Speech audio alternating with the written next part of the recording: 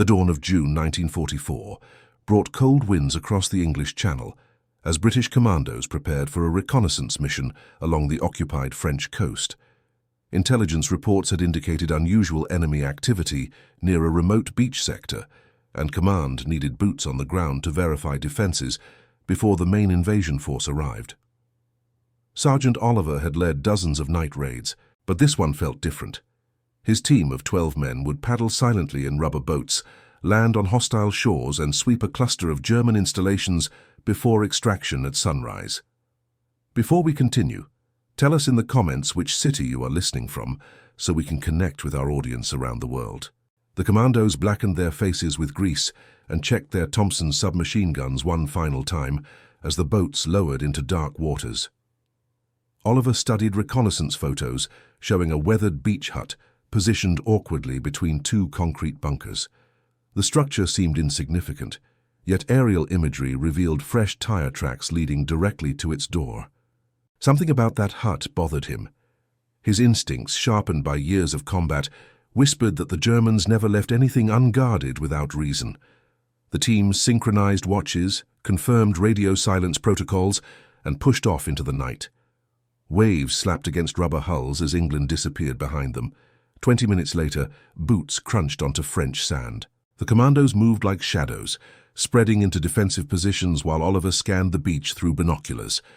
The bunkers stood silent, their gun slits dark. Barbed wire coiled along the tide line, and wooden stakes pointed seaward to impale landing craft. Everything matched intelligence reports except for one detail. That beach hut. It sat alone, untouched by shelling, its walls intact while everything around bore scars of war. Oliver signaled his demolition expert, Corporal Hayes, and his scout, Private Bennett. The three would investigate while the others secured their perimeter and escape route. They approached low and fast, weapons ready.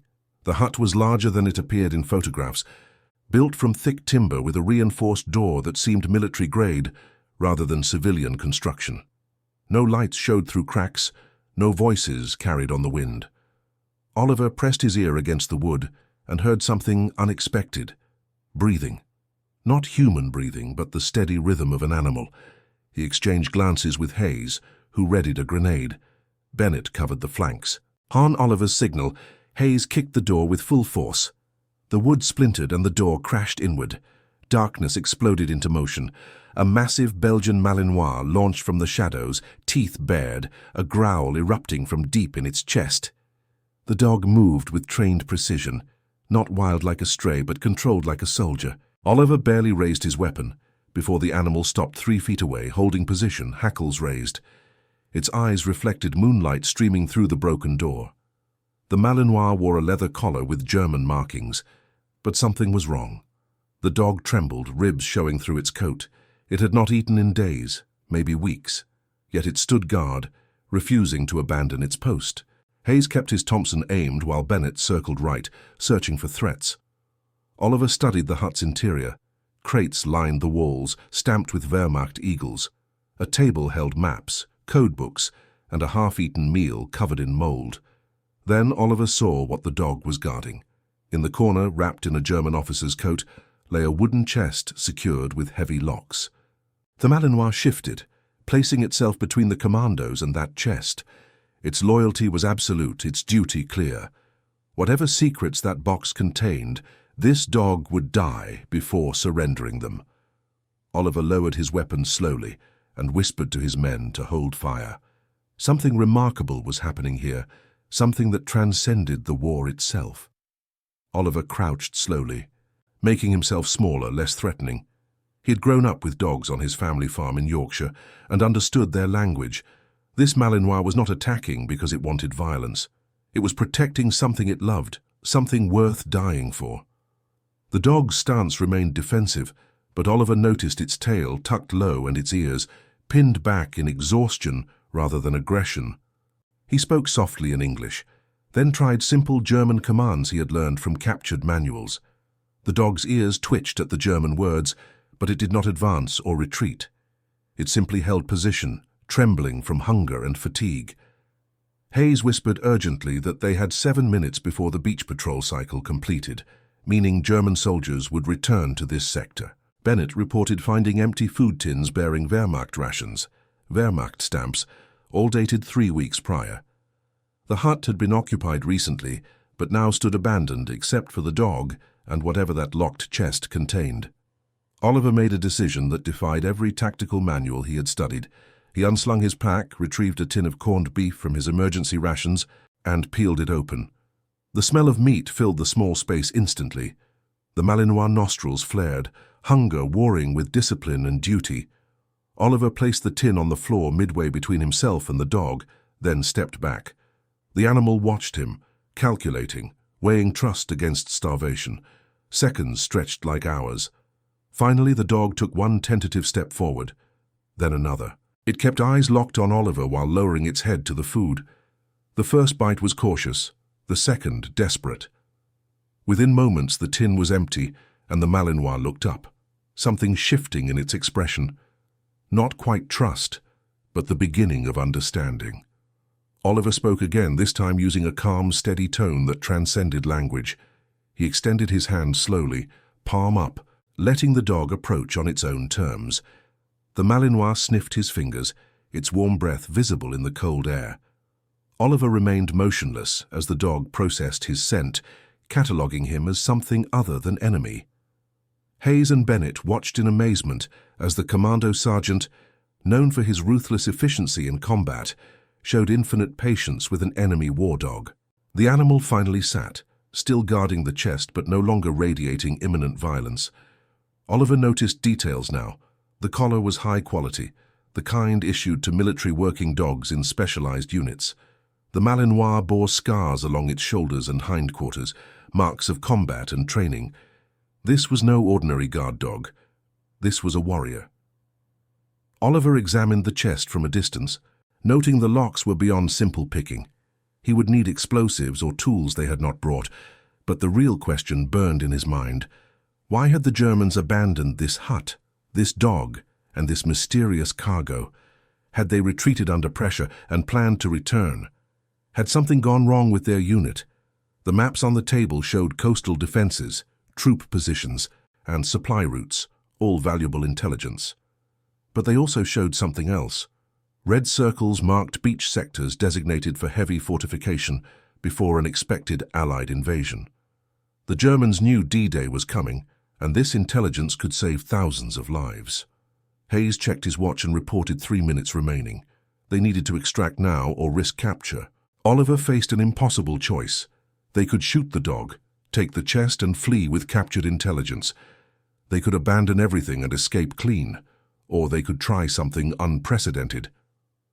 Oliver looked at the Malinois, this loyal soldier who had obeyed orders long after its handlers disappeared, who had starved rather than abandoned duty.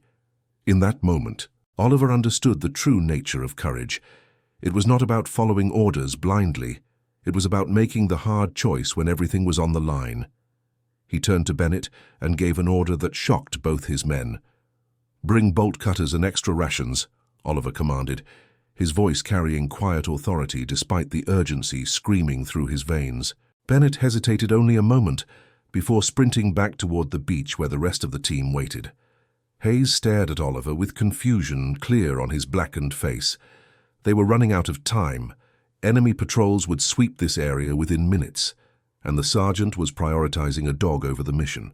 But Hayes had served under Oliver for 2 years and learned that the man possessed instincts that defied logic, yet somehow always proved correct. So he said nothing, simply repositioned himself by the shattered door and watched the darkness beyond for approaching Germans.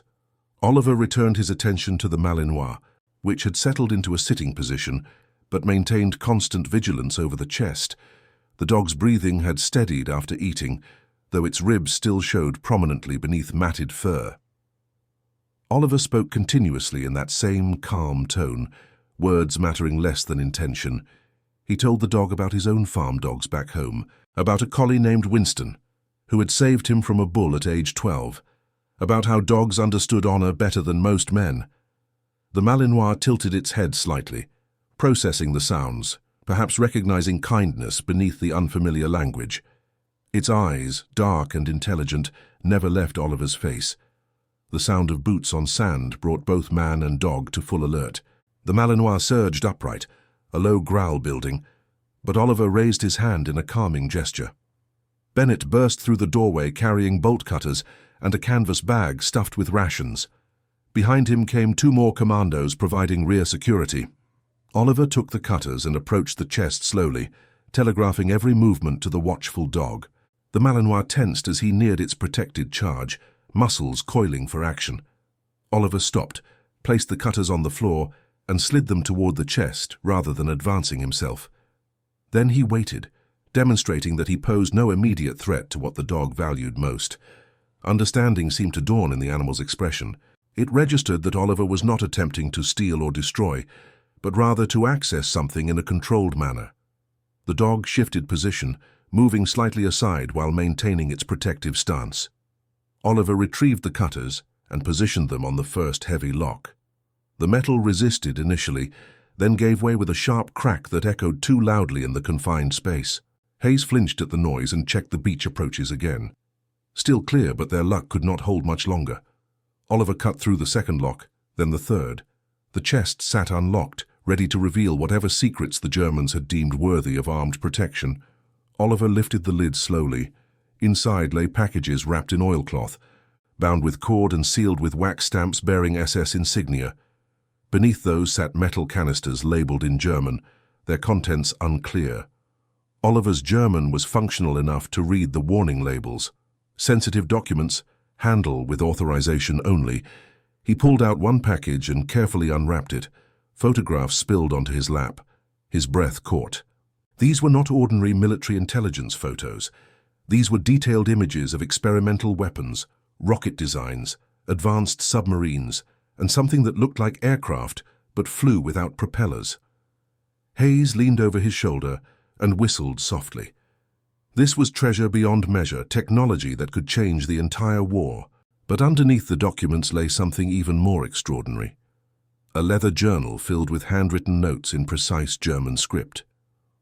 Oliver flipped through pages covered in technical drawings, mathematical formulas, and personal observations from what appeared to be a high-ranking scientist or engineer. The name inscribed inside the cover made both commandos freeze. This journal belonged to someone important, someone whose expertise the Allies desperately wanted. And this loyal Malinois had protected it through abandonment and starvation, fulfilling orders given by a master who would likely never return. Oliver looked at the dog with newfound respect. This animal had just handed the Allies an intelligence victory worth more than a dozen commando raids. The question now was how to escape with both the treasure and its faithful guardian. "We take everything," Oliver announced firmly, "including the dog." Hayes opened his mouth to protest, but Oliver cut him off with a look that permitted no argument. The Malinois had proven its worth, its loyalty, and its courage under circumstances that would have broken lesser beings. Leaving it behind to starve or face execution by returning Germans was unthinkable. Oliver had made difficult decisions throughout the war, sacrificing pawns to capture kings, but this time the equation was different. This time, honor demanded they save the Guardian along with the treasure. He ordered Hayes to pack the documents carefully, while Bennett prepared a makeshift lead from parachute cord. The dog watched these activities with cautious interest, no longer hostile, but not yet trusting. Oliver unwrapped another ration tin, this time a mixture of meat and vegetables, and placed it before the Malinois. The dog ate more slowly this time, its immediate starvation eased, capable now of eating with dignity rather than desperation. While it fed, Oliver examined the collar more closely. Engraved metal tags hung from the leather, stamped with German military codes and a name, Major. Not a rank, but the dog's designation. He spoke the name aloud and the Malinois ears snapped forward, full attention locking onto Oliver. Recognition flared in those intelligent eyes. Major, a warrior's name for a warrior's soul. Oliver repeated it gently, extending his hand again, and this time the dog pressed its muzzle briefly against his palm. Trust was forming, fragile, but real. The sound of distant voices shattered the moment. German voices calling to each other across the beach, patrol completing its circuit. Hayes cursed and stuffed the last documents into his pack. Bennett readied his weapon. The commandos at the door signaled that soldiers were approaching from the north bunker, perhaps 4 or 5 men with a light machine gun. Extraction was supposed to happen at the southern beach point, 200 yards away across open sand. Running that distance while carrying heavy packs and dragging a potentially uncooperative dog was tactical suicide. But staying meant capture and the loss of everything they had just discovered. Oliver's mind raced through alternatives, calculating odds, measuring possibilities against probabilities. He looked at Major and made a decision based purely on instinct. The dog was trained, disciplined, combat experienced. It had followed orders from its German handlers with absolute loyalty. Could it transfer that loyalty temporarily to new handlers, if properly motivated? Oliver pulled out the leather journal, the item Major had guarded most zealously, and held it at chest level where the dog could see it clearly. He spoke the name Major again, then pointed toward the door and gave a command in German he had heard prisoners use with their dogs. Voraus. Forward. The Malinois looked at the journal, then at Oliver, then toward the door. Its body language shifted from defensive to ready, a soldier awaiting deployment orders. Oliver moved toward the exit in a low crouch, journal visible, and repeated the command. Major followed, staying close, eyes alert. Hope surged through Oliver's chest. He signaled his team to move in staggered formation, suppressors ready, with Major between himself and Hayes. They slipped through the broken door into pre-dawn darkness.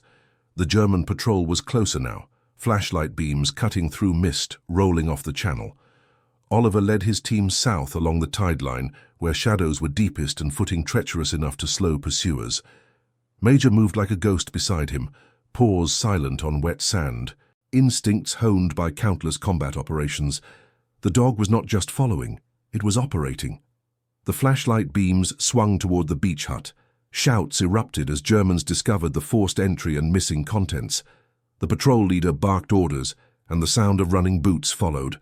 Multiple soldiers converging on the hut position. Oliver pushed his team faster, acutely aware that they were still 100 yards from extraction, with no cover except darkness and luck. Then Major did something extraordinary.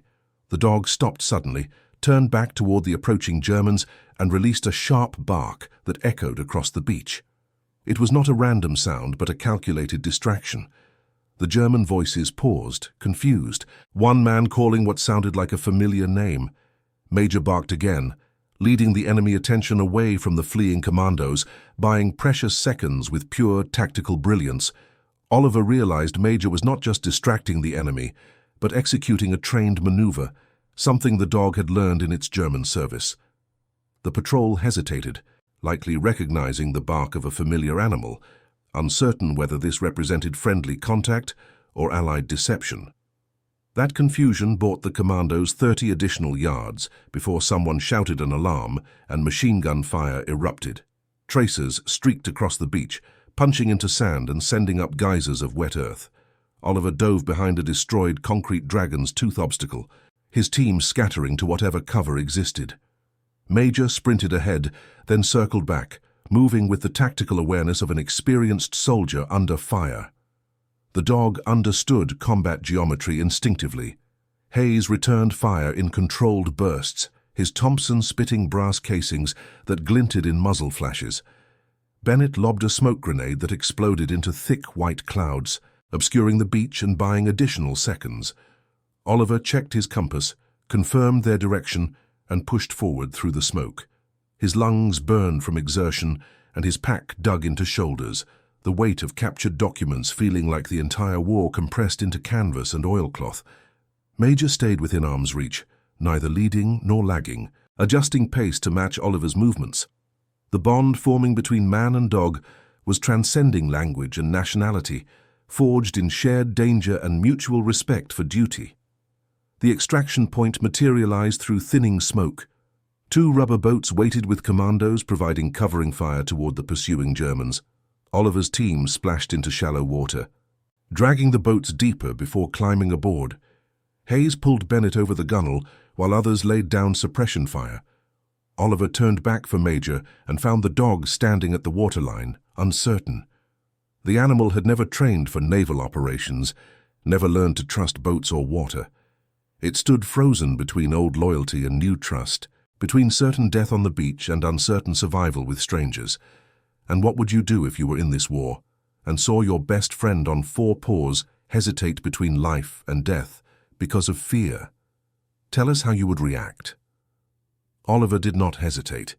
He jumped back into the surf, waded to Major, and lifted the 60-pound dog into his arms. The Malinois stiffened briefly, then relaxed against Oliver's chest, surrendering to this human who had shown only kindness and respect.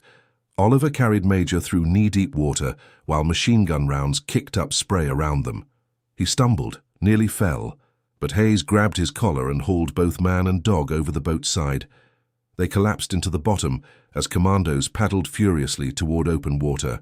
German fire continued but lost accuracy with increasing range.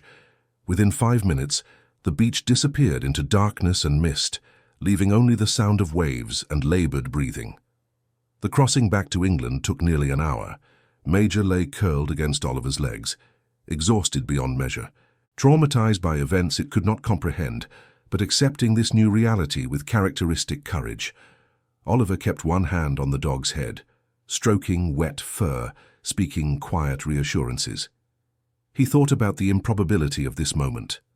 A British soldier and a German war dog, enemies by designation but brothers by something deeper than nationality. The leather journal remained secured in his pack, along with photographs and documents that would change strategic calculations across Allied command. But Oliver knew the real treasure was not paper and ink. It was this breathing warmth pressed against his leg. Dawn broke as the rubber boats approached the English coast. Cliffs rose grey and imposing, crowned with gun positions and radar installations. The Commandos had radioed ahead, and a reception team waited at the beach with medical personnel and intelligence officers. As they grounded the boats, Oliver saw the looks of surprise when Major emerged. A German military dog on British soil represented complications nobody had anticipated, but Oliver had prepared his argument. Major was not a prisoner of war. Major was a defector, a soldier who had chosen sides when given the choice. The dog had saved their lives with tactical distractions, had bonded with the team, and deserved treatment befitting its service.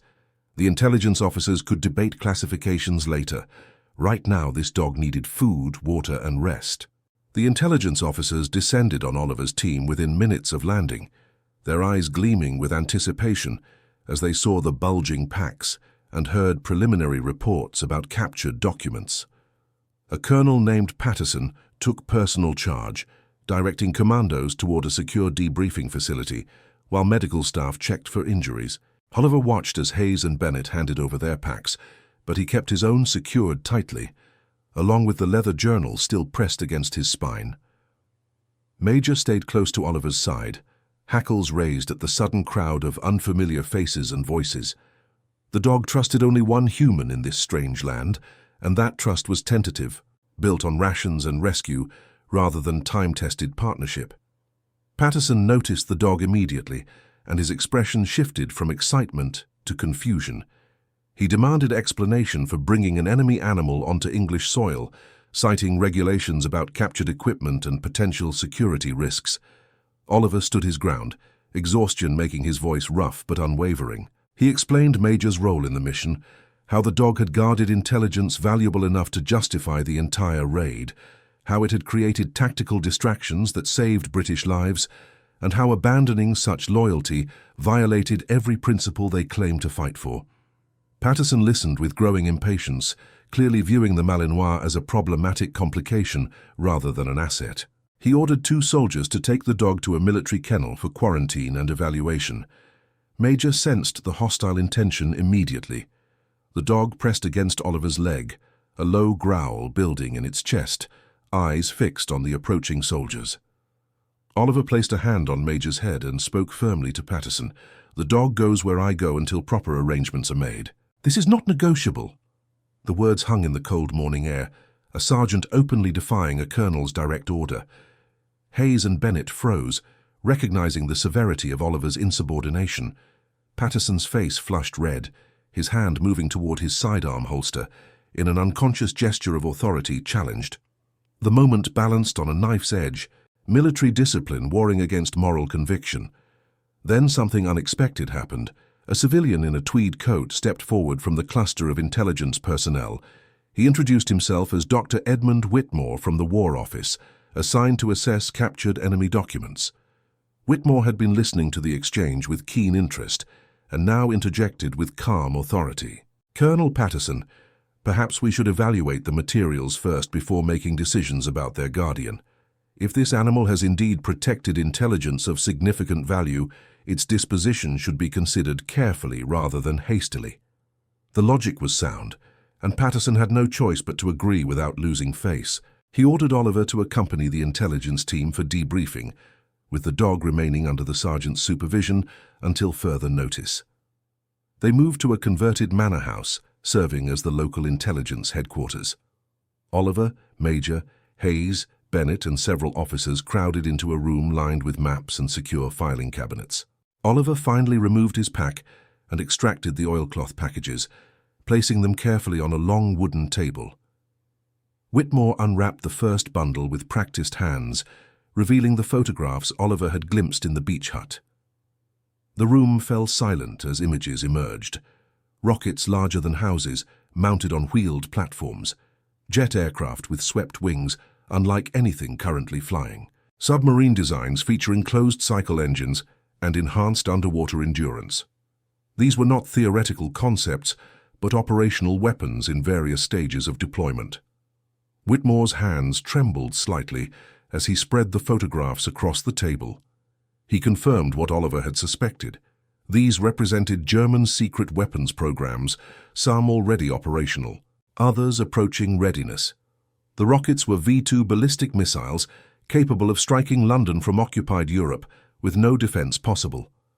The jets were operational fighters already engaging Allied bombers with devastating effect. The submarines represented the next generation of U-boats designed to regain control of the Atlantic, but the most critical item remained the leather journal. Whitmore opened it reverently, scanning pages filled with technical notation and personal observations. His eyes widened as he absorbed the content. This journal belonged to a senior engineer directly involved in multiple weapons programs. The intelligence contained within represented insights worth more than a dozen captured facilities.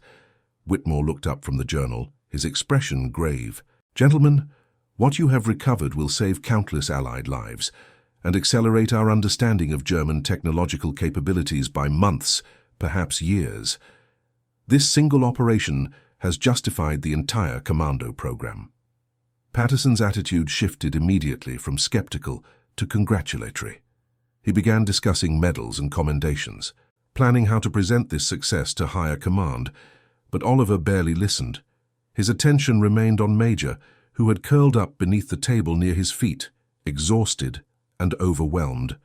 The dog had fulfilled its duty to the Germans by protecting these materials, and now inadvertently fulfilled a duty to the Allies by ensuring they reached the right hands. The debriefing lasted 3 hours. Oliver provided detailed accounts of the beach approach, the encounter with Major, the decision to extract both dog and documents, and the fighting retreat. Patterson pressed for tactical details, while Whitmore focused on the condition and arrangement of materials in the hut, trying to reconstruct why the Germans had abandoned such valuable intelligence. The most logical explanation was chaotic retreat under pressure. Perhaps the unit was overrun or pulled back suddenly, with no time to destroy sensitive materials properly. Orders had been given to Major to guard, and the loyal animal had obeyed even unto starvation.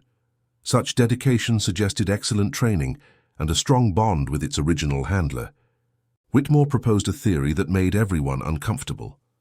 The handler who trained Major might have been killed in combat, leaving the dog without the specific person who could countermand standing orders. German military dogs were trained to respond primarily to one handler, with secondary responses to unit members. If the entire unit was killed or scattered, Major would have continued obeying the last command received indefinitely. This meant the dog had likely been alone in that hut for weeks, slowly starving, surrounded by the dead or disappeared, maintaining a duty that no longer had meaning except to the animal itself. The room fell silent as men absorbed this reality. Major had demonstrated loyalty more absolute than many human soldiers could muster. Patterson asked the inevitable question, "What do we do with the dog?" Whitmore suggested several options. Military intelligence could study Major's training methods to improve their own war dog programs. The Royal Army Veterinary Corps could rehabilitate and potentially retrain the animal for British service. Or they could euthanize it, as an enemy combatant animal with questionable loyalty and potential security risk. Oliver's voice cut through the discussion like a blade. Major is not being killed.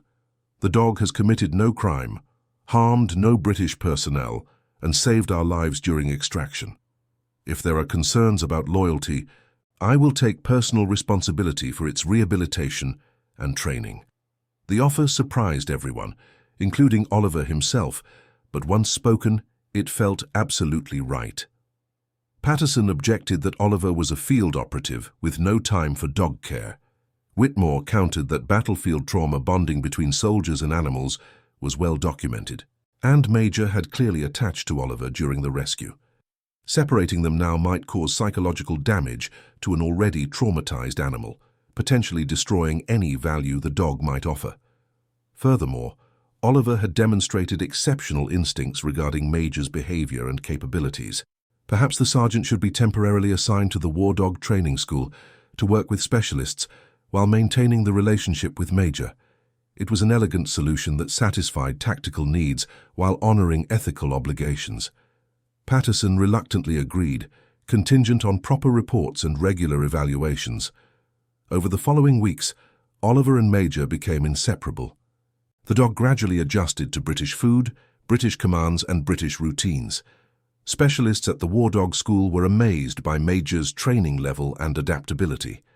The Malinois had been taught advanced tactical maneuvers, silent operations, and even rudimentary explosive detection.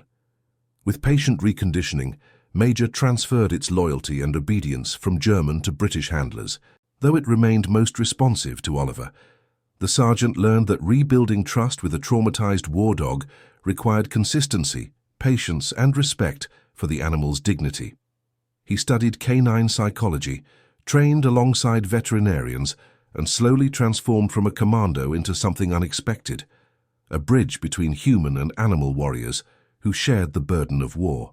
News of Major's story spread through military channels, carefully edited to protect operational security, but preserving the core narrative of loyalty and rescue.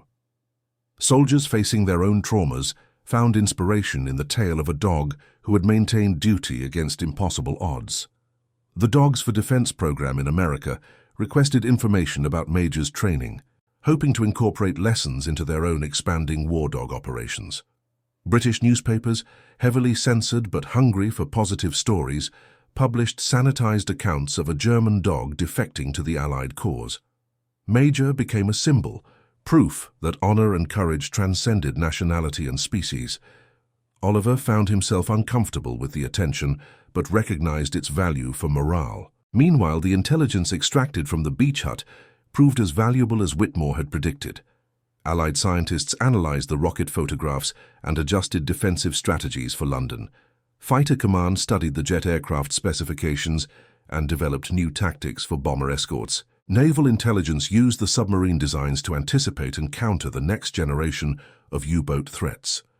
The Leather Journal provided insights into German engineering philosophy, research priorities, and production bottlenecks that helped target bombing campaigns more effectively.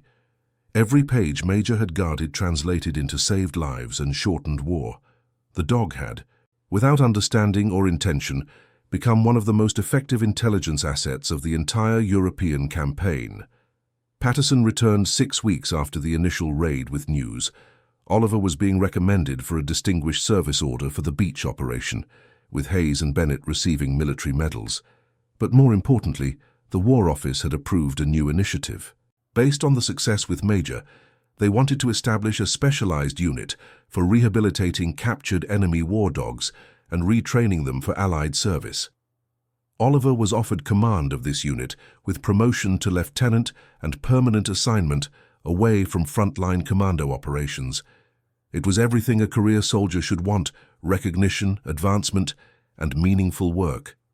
Yet Oliver hesitated, torn between duty and the addictive clarity of combat. He discussed the decision with Major during their evening walks around the training school grounds. The dog, healthier now with its coat gleaming and weight restored, seemed content with this new life of structured routines and clear purposes. Oliver talked through his doubts aloud. Knowing Major understood tone, if not words. Could he truly leave the Commandos, his brothers in arms who depended on his leadership? But could he return to raids and killing when he had discovered this other way to serve, this bridge between species that revealed unexpected dimensions of courage and loyalty? Major listened patiently, occasionally pressing against Oliver's leg in a gesture that felt like reassurance. Perhaps the dog understood better than any human that courage took many forms. Oliver accepted the promotion and assignment.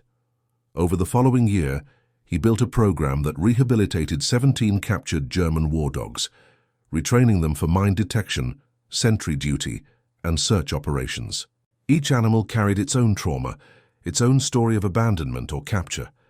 Oliver and his team worked patiently, rebuilding trust, teaching new commands, and honoring the loyalty these dogs had shown to their original handlers, even while redirecting that loyalty to new purposes. The program saved hundreds of Allied lives through mine detection alone and provided a model that continued long after the war ended. Major remained the foundation and inspiration, the first defector, the proof that even enemies could become family. The war in Europe ended in May 1945. Oliver stood in a muddy field in Germany, surrounded by celebrating soldiers and liberated prisoners. Major sat beside him, grey starting to show around the dog's muzzle, both of them veterans now of a conflict that had reshaped the world. Oliver thought about that night on the beach, the impossible decision to save a starving dog while carrying captured secrets, the choice that had seemed tactical suicide, but had proven to be his finest moment. Major had taught him that courage was not about killing enemies, but about recognizing honor wherever it existed and acting accordingly. The lesson would stay with Oliver for the rest of his life, shaping every subsequent decision and reminding him that the greatest battles were often fought not with weapons, but with conscience. Demobilization came slowly for men like Oliver, whose skills and knowledge made them valuable during the transition from war to peace. He was retained to oversee the disposition of military working dogs, deciding which animals could be returned to civilian life and which required continued service or humane retirement. Major fell into a unique category. The dog was approximately 8 years old, past prime working age but still healthy and capable. More importantly, Major had become famous, a living symbol of the war's unlikely heroes. Several organizations requested the dog for public appearances and morale purposes. The Ministry of Information wanted Major for recruiting films. A publisher offered Oliver money for a memoir centered on their partnership. Oliver refused all offers. Major had served enough, sacrificed enough, earned the right to peace. The dog would not become a propaganda tool or a curiosity to be paraded before crowds. Instead, Oliver made arrangements to adopt Major officially and bring the dog home to his family farm in Yorkshire. Paperwork that should have been complicated proved surprisingly simple. Patterson, now a brigadier, personally expedited the approval, noting that Oliver had earned considerable latitude through his service. In August 1945, Oliver and Major boarded a train north, leaving behind the military world that had defined them for years. They were going home, both of them, to a place where duty meant tending sheep rather than fighting wars. The farm welcomed them with the quiet beauty of late summer. Oliver's father had maintained the property throughout the war, keeping the land productive and the animals healthy. He greeted his son with a firm handshake and Major with cautious respect, recognizing a working dog when he saw one. Oliver's mother fussed over both of them, insisting they were too thin and needed proper feeding. The family collie, Winston, now grey and slow, sniffed Major cautiously before accepting the newcomer with dignified indifference. Over the following weeks, Oliver relearned the rhythms of farm life. He rose with the sun, worked the fields, mended fences, and slowly shed the hypervigilance of combat. Major adapted quickly, discovering purposes beyond war. The dog learned to help herd sheep, to guard the henhouse from foxes, and to accompany Oliver on long walks across moors, where the only sounds were wind and birdsong. Nights were hardest. Oliver suffered dreams that yanked him back to burning beaches and dying friends. He would wake gasping, reaching for weapons that were not there, before remembering he was safe in Yorkshire. Major seemed to understand these episodes. The dog would press against Oliver in the darkness, a warm, solid presence that anchored him to reality. Sometimes Oliver wondered if Major had dreams too, memories of a German handler who never came back, of starvation and abandonment, and the sound of approaching boots. They were both veterans, both carrying invisible wounds that would never fully heal, but they carried them together, which made the burden lighter than facing darkness alone. The years passed quietly. Oliver married a teacher from the village, a practical woman named Catherine, who accepted both the taciturn veteran and his loyal dog without demanding explanations. They had 2 children who grew up with Major as a gentle guardian, the old war dog transforming into a patient companion for infant games and childhood adventures. Oliver occasionally received letters from former commandos, updates on lives being rebuilt, invitations to reunions he rarely attended. Hayes had returned to his family butcher shop in London. Bennett was working as a mechanic in Manchester. They had all survived, carrying their scars and memories, trying to find meaning in ordinary life after extraordinary circumstances. Oliver replied to their letters faithfully, maintaining connections even as time stretched those wartime bonds thinner. Major lived to 13, exceptional for a Malinois who had endured such hardship. The dog passed peacefully in Oliver's barn on a spring morning, surrounded by the man who had rescued him and the family who had loved him. Oliver buried Major on a hillside overlooking the farm, marking the grave with a simple stone inscribed with the dog's name and dates, no rank or decoration, because Major had transcended such designations. Standing at that grave, Oliver finally allowed himself to weep for everything the war had taken and everything it had taught him. Major had been enemy, comrade, teacher, and friend. The dog had shown Oliver that loyalty and honor were not bound by flags or languages, that courage often looked like choosing mercy over expedience, and that the most profound victories were measured not in territory captured, but in lives preserved and dignity honored. Decades later, when Oliver was an old man himself, grandchildren would ask him to tell stories about the war. He would speak carefully, omitting the worst horrors, focusing instead on lessons learned and friendships forged. But his favorite story, the one he told with the most detail and emotion, was always about Major. He would describe that June night, the beach hut, the starving dog protecting secrets, and the decision that changed everything. His grandchildren would listen wide-eyed, asking if it was really true, if a German dog really became British, if animals really understood honor. Oliver would nod and confirm every detail, explaining that Major had taught him the most important lesson of his entire life. War made enemies, but courage and compassion made something better than victory. They made redemption possible. In his final years, Oliver established a foundation supporting war dog veterans and their handlers. He donated money, gave speeches when health permitted, and advocated for better treatment of military working animals. The foundation funded medical care for retired war dogs, supported handlers dealing with PTSD through animal therapy, and preserved the history of dogs who had served in conflicts from World War II through modern deployments. Oliver insisted the foundation's logo feature a silhouette of a Belgian Malinois in profile, a permanent tribute to the dog who had changed his life and shown him that even in the midst of humanity's worst impulses, dignity and loyalty could survive. Major's story inspired others to see war dogs not as equipment, but as partners deserving respect and care. The beach hut on that French coast was destroyed during D-Day bombardment, erased from the landscape by the very invasion its secrets had helped plan. But the intelligence Major had guarded lived on in strategic victories, in bombers that evaded jets, in submarines hunted more effectively, in rockets anticipated and defended against. Historians later calculated that the documents from that single raid contributed to shortening the European war by weeks, maybe months. Thousands of lives saved because one soldier chose to rescue a starving dog rather than taking the expedient path. Oliver never claimed credit for the strategic impact. He maintained that Major deserved recognition for the loyalty that had preserved those materials until Allied hands could recover them.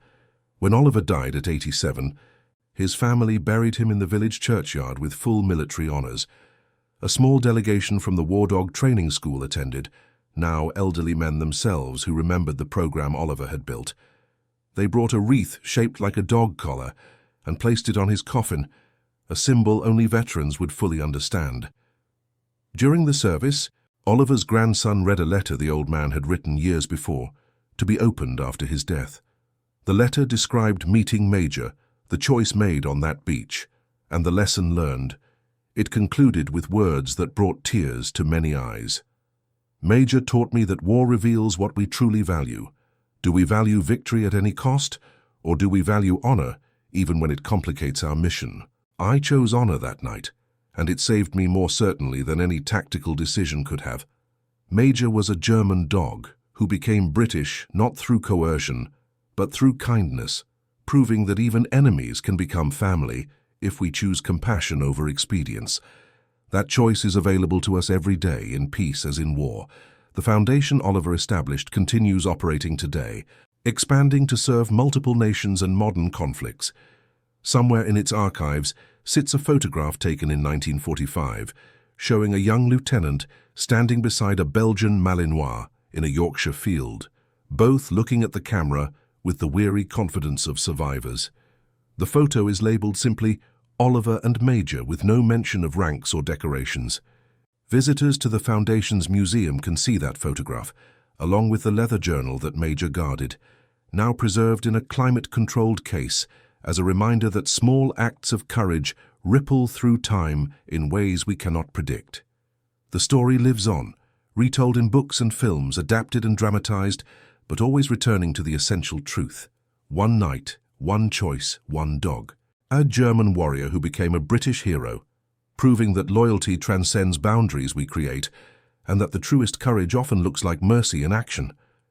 Major's grave on that Yorkshire hillside has become a quiet pilgrimage site for dog lovers and military historians. They come to pay respects to an animal who unknowingly changed the course of history by simply refusing to abandon duty. They leave flowers, dog treats, and small stones in the British tradition of marking remembrance. The current owner of Oliver's family farm maintains the gravesite carefully, recognizing its significance beyond personal history. Standing there on clear days, you can see for miles across moors and farmland. Peaceful landscapes purchased with sacrifice most can barely imagine. Major rests in that peace, his service complete, his loyalty honored, his story preserved. And somewhere in the eternal mystery beyond death, perhaps our old soldier and his faithful dog walk together again, freed from the burdens of war, finally and fully home.